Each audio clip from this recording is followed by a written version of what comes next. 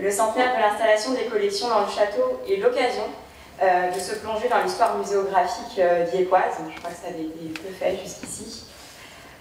Comment la présentation des collections muséales a-t-elle évolué dans le temps? Quelles œuvres ont été davantage présentées, valorisées? De quelle manière? Avec quelle relation avec les lieux? Le parcours muséographique, le discours scientifique qui entoure les œuvres, et bien sûr des relations avec le public. Vous le voyez, la thématique est vaste et ma présentation ne pourra être exhaustive. Je me concentrerai donc sur l'évolution du parcours muséographique de façon très générale, en évacuant la question des espaces, qui est pourtant centrale, la question des dispositifs scénographiques, l'enrichissement des collections qui, bien sûr, bouleverse le parcours de visite. Mais pour ces volets-là, je vous invite à consulter l'article du catalogue, ainsi que l'article qui va être publié dans la revue Cambrogne, la revue du Fonds patrimonial de Dieppe, ainsi qu'un article qui va apparaître dans la revue des musées de France, qui est une version plus synthétique de celle du catalogue. Donc voilà, si vous avez des questions, bien sûr, vous n'hésiterez pas lors du temps d'échange, mais voilà, il y a un certain nombre de thématiques que je ne pourrais pas aborder malheureusement aujourd'hui. Les recherches que j'ai pu mener se concentrent donc essentiellement sur l'histoire muséographique des collections au sein du château, soit de 1923 à 2023. Mais je ne m'interdis pas quelques incursions dans la période antérieure, dont on a déjà un petit peu parlé ce matin, à partir des années 1860, période de la création du musée, durant laquelle les collections sont présentées successivement dans différents lieux, dont malheureusement on ne pourra pas parler notamment aujourd'hui. L'histoire muséographique ne peut se comprendre sans aborder le contexte de la création du musée en lui-même. Et pour cela, je vous propose de remonter le temps en quelques instants, quelques 160 ans en arrière, au moment où on décide, on commence en tout cas à réfléchir à la naissance du musée. Quelles raisons ont pu présider à la création d'un musée à Dieppe? Vous le savez, le 19e siècle est un grand siècle d'éclosion de musées, notamment en région, et plusieurs raisons qu'on retrouve d'ailleurs de manière générale sur l'ensemble du territoire français vont être évoquées par des hommes politiques diepois, par des figures érudites locales également.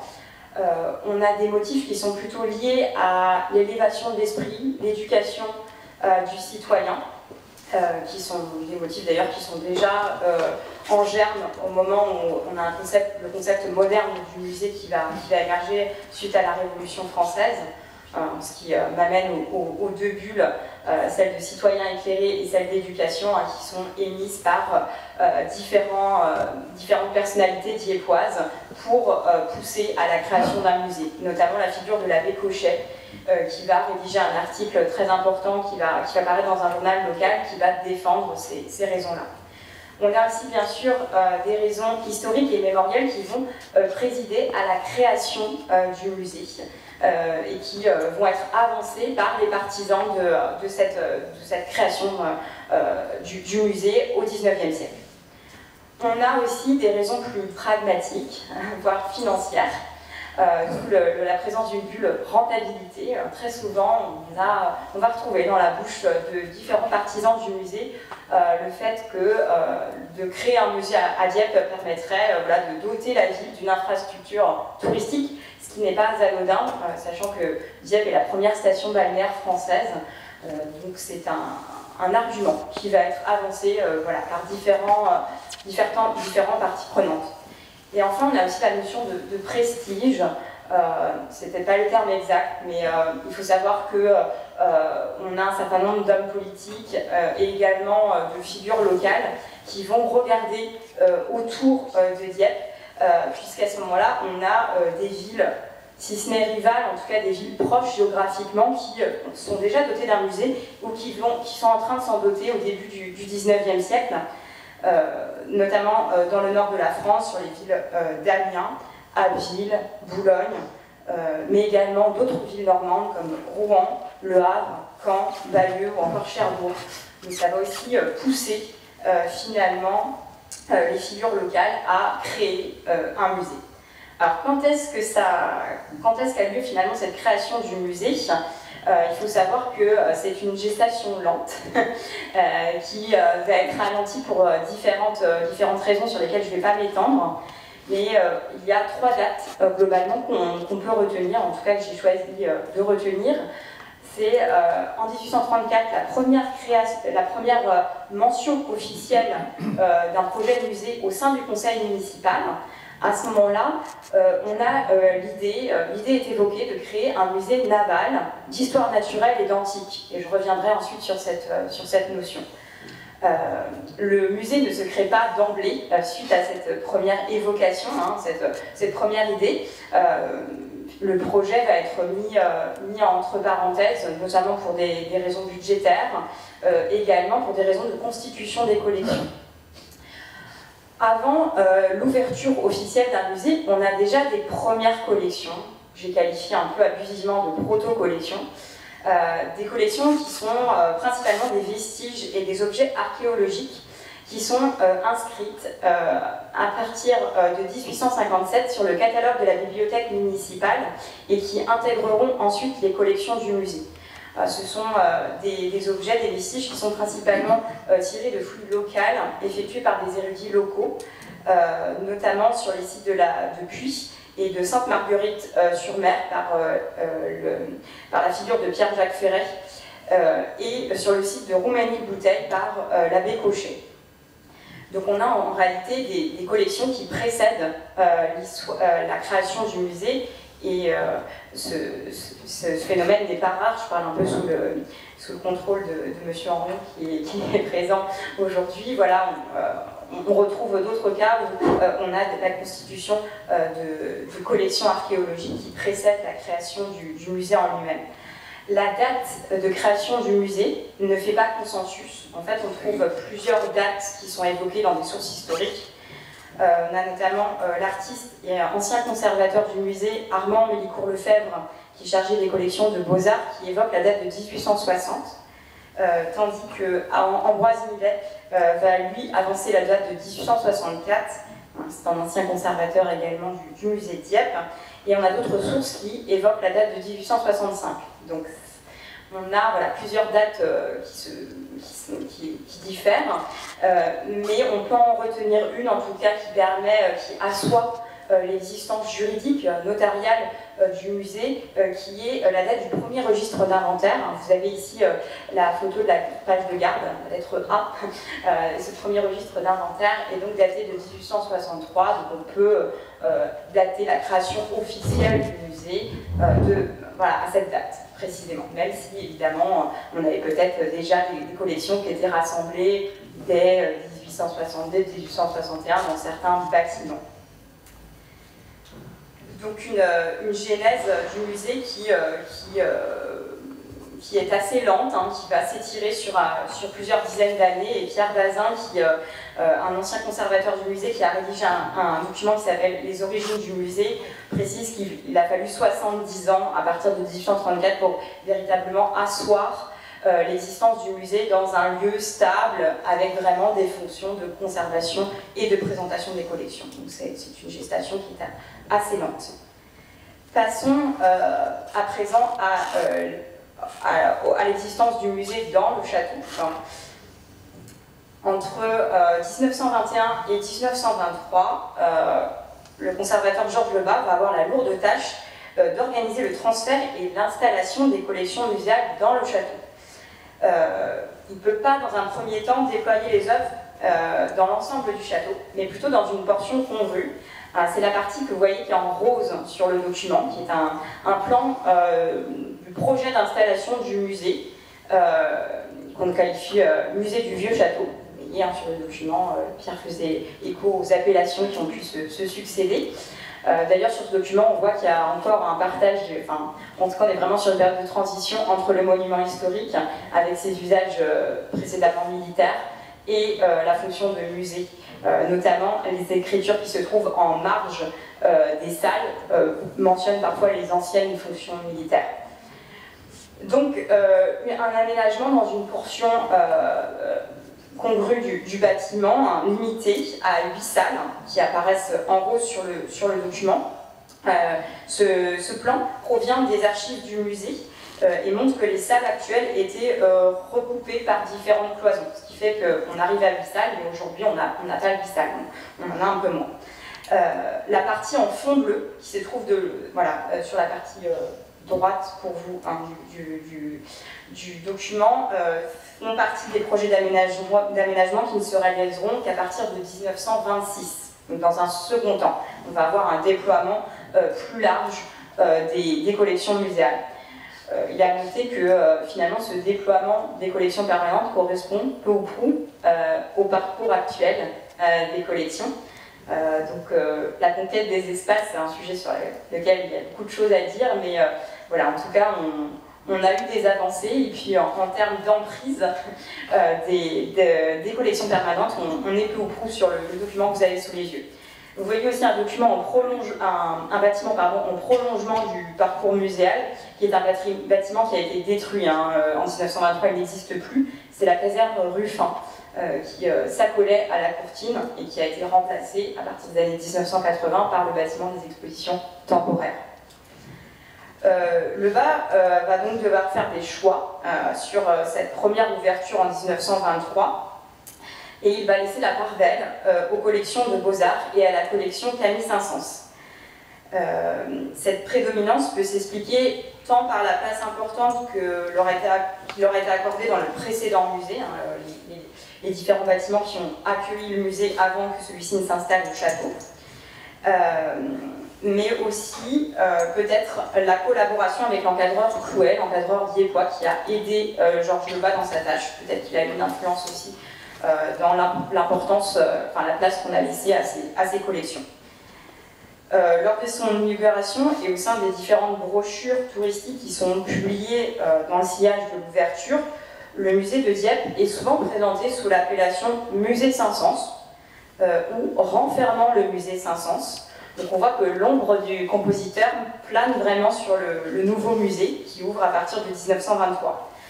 De fait, alors je ne sais pas si vous arrivez à lire les écritures parce qu'elles sont vraiment toutes petites et la photo n'est pas de très très grande qualité, mais sur cette partie-là, je ne sais pas si vous voyez mon curseur, sur toute cette partie-là, on a le musée Saint-Saëns. Donc on a 3 salles sur les 8 qui sont consacrées tout de même au compositeur. Donc on voit qu'il occupe une place importante. De la même manière, les collections de Beaux-Arts sont mises en avant par Georges Lebas dans différents supports touristiques.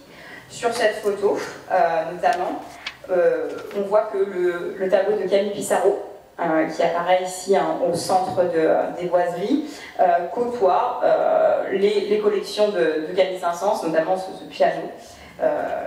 Donc on voit qu'il y a vraiment un mélange qui est effectué dans la présentation muséographique de ces deux collections.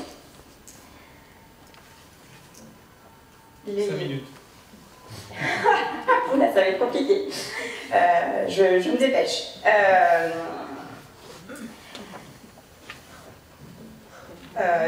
On peut expliquer aussi peut-être que la place importante qui est laissée à ces collections vient aussi peut-être du fait qu'on a des dons et des acquisitions qui sont récentes de grands noms de l'histoire de l'art, notamment Camille Pissarro dont j'ai parlé, donc ça peut expliquer cette place importante qui est laissée à ces collections. On avance un petit peu dans le temps pour arriver à la période de 1925 à 1934. Durant ces années, Lebas, qui est toujours en poste, va chercher à intégrer la diversité des collections au parcours de visite. Il est en fait en réalité héritier d'une conception 19e du musée qui est encore très prégnante dans les musées régionaux avant la Seconde Guerre mondiale, et il souhaite présenter l'intégralité des collections. Son vœu, bien sûr, ne pourra jamais se réaliser, mais jusqu'en 1934, le musée va s'ouvrir peu à peu à de nouveaux segments des collections qui vont rendre visible ce caractère encyclopédique. Je vous donne ici simplement un exemple. C'est la transformation du premier étage de la tour que vous avez sous les yeux, qui va devenir un espace dédié aux collections d'ivoire, qui sont vraiment des collections exceptionnelles et qui participent de la singularité des collections diepoises. Et cet usage n'a pas dérogé depuis. C'est vraiment un exemple de constance de présentation muséographique. nous allons désormais découvrir des témoins du passé, des présentations qui n'existent plus aujourd'hui. En 1925, on va créer des sections d'ethnographie locale qui vraiment participent d'une véritable volonté politique, puisqu'on va lancer des appels à la population afin de compléter les collections. La démarche va donner naissance à 2 salles, la cuisine et la chambre poltaise. Vous avez ici sous les yeux des cartes postales. On a ici bien sûr la volonté d'affirmer les racines territoriales du musée et aussi de raconter l'histoire récente d'une population et le souhait de transmettre une culture qui est en train de disparaître. Alors vous le voyez, on a ici une présentation sous la forme de période room, avec notamment des mannequins qui prenaient la poussière, qui étaient exposés à une forte luminosité. Ce type de présentation va être délaissé et on aura ensuite des modes de présentation plus modernes, mais toujours des sections d'ethnographie locale. Je ne peux malheureusement pas m'étendre sur l'ensemble des segments des collections qui sont intégrés au parcours de visite. Il y aurait bien d'autres exemples à citer, notamment les collections d'histoire naturelle et les collections d'ethnographie extra-locale dont vous parlait Guillaume tout à l'heure, qui, elles, étaient présentées au 2e étage du musée. Aujourd'hui, ce sont des espaces qui sont dédiés aux réserves de l'établissement. On avance à nouveau dans le temps pour évoquer brièvement la période de 1934 à 1939, qui n'est pas marquée par des innovations majeures. On a principalement une continuité muséographique, avec quelques innovations cependant, qui sont dues au mandat d'Albert Legrand, un conservateur alors du musée, qui va ouvrir notamment une salle dédiée au sculpteur local Pierre Graillon. Vous avez ici une carte postale qui donne à voir une partie de la salle. Pour vous repérer un peu dans l'espace, pour ceux qui connaissent le musée de Dieppe, c'est la salle qui est dédiée aux accrochages temporaires qui précèdent le bâtiment des expositions. Donc vous voyez aussi le mode de présentation assez chargé de l'époque. On a un grand nombre de sculptures, notamment dans cette armoire. Donc là, on est vraiment sur un mode de présentation plutôt monographique. Pierre Legrand ouvrira aussi une salle dédiée à Roussel qui mettra en avant les collections archéologiques. Ce conservateur n'a pas pu apporter de grandes innovations muséographiques puisque la France va rentrer en guerre et son mandat va vraiment se concentrer autour de la préservation des collections et celle du monument. En 1948, le musée rouvre après la Seconde Guerre mondiale et entre 1948 et 1952, on a un nouveau parcours qui se met en place qui est soucieux à la fois du territoire diepois, des lieux, c'est-à-dire de l'écrin architectural du château, des différentes pièces, de leurs fonctions et d'une certaine chronologie aussi. On cherche à mettre en avant. Jacques Guillouet est nommé conservateur du musée en 1947. Et il va se confier sur les principes qui ont guidé ce nouveau parcours. Je le cite, « Une présentation aussi chronologique que possible et adaptée au cadre historique des salles. En sous-sol, un musée lapidaire. Au rez-de-chaussée, la sculpture, œuvre de la Renaissance. » Donc c'est la photo que vous avez sous les yeux.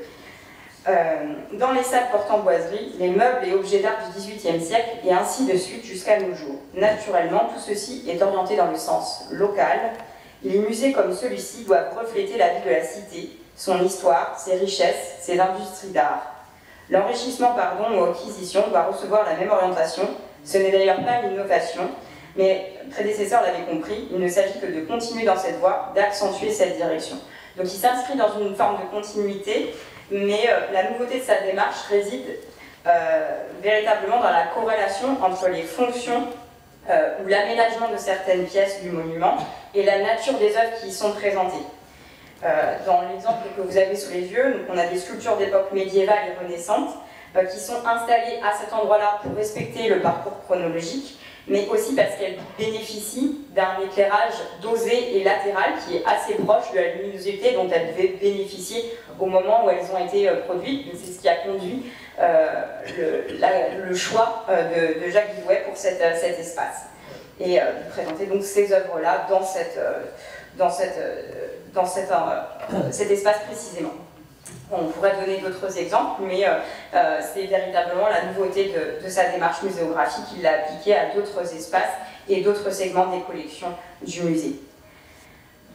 On fait un petit saut temporel puisqu'on a peu d'éléments sur l'intérim qui est assuré par M. Boudier, qui était aussi directeur de la bibliothèque et qui assure l'intérim entre le départ de Jacques Guillouet en 1952 et l'arrivée de Lapeyre en 1955, nouveau conservateur. On imagine qu'il y a eu peu de changements sur cette période-là. Entre 1955 et 1965, le parcours va se tourner davantage vers la mer, vers les collections maritimes et également vers le 19e siècle. Je développerai davantage le premier élément, puisque en 1959 et 1960, le musée bénéficie d'une donation exceptionnelle de la famille Bonneval, qui va donner plus de 150 œuvres qui sont liées à la figure d'Abraham Duquesne, un navigateur diepois, et de ses descendants.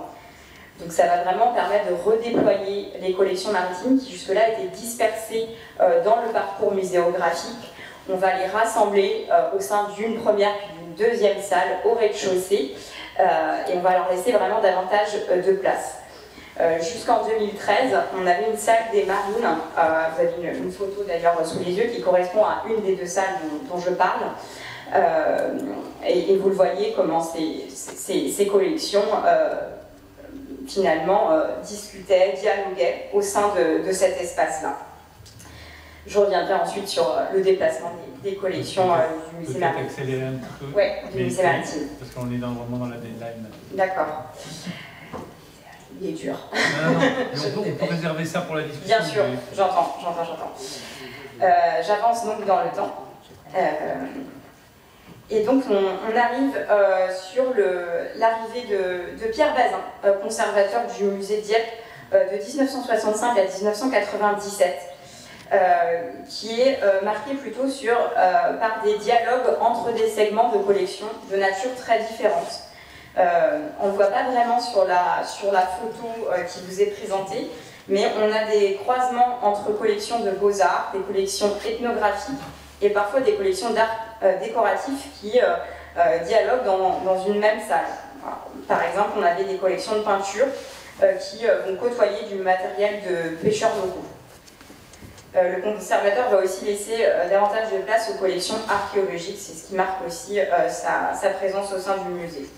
Et enfin, le parcours va aussi être redéfini par les donations Laurence de 1972 et 1973 qui constituent une donation totale de 100 estompes de Georges Braque, une figure majeure de l'art moderne occidental et qui va bien sûr bouleverser le parcours de visite.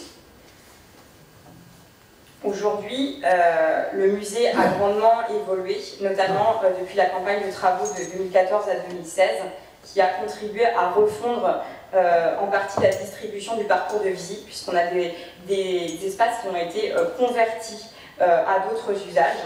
On a eu aussi un déplacement des collections maritimes, qui a donc été présenté jusqu'en 2013 au rez-de-chaussée et qui s'installe au premier étage, dans une salle, vous voyez, de dimensions plus importantes et qui permet surtout de présenter ces très grandes maquettes de bateaux qui sont contemporaines de l'existence des navires, ce qui est assez rare.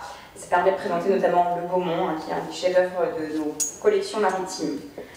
Ça, c'est une innovation qu'on doit à Pierre Iskovic. Ces changements suivent le mouvement général des musées européens qui cherchent à répondre davantage aux besoins exprimés par leur public dans le cadre d'une nouvelle relation qui se développe entre visiteurs et institutions muséales. Quand vous voyez, l'évolution est marquée elle aussi entre transformation et continuité, mais la perspective locale demeure un incontournable.